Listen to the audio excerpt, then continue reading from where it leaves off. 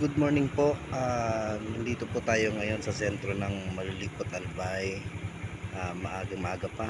Wala pa alas 12 ng 1:30 pa lang is ang mission po natin ngayon ay pupunta tayo ng Matnog, Sorsogon para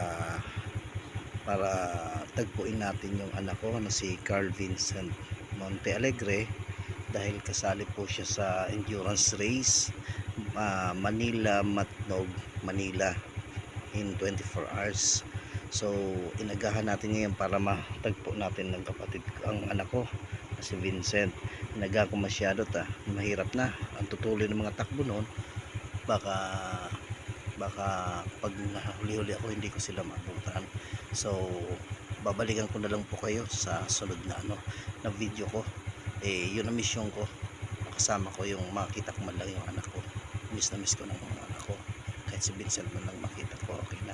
Sige, sana patnubayan tayo ng mahal na Diyos sa biyahe natin na to. Sige po, babalik ako. Thank you.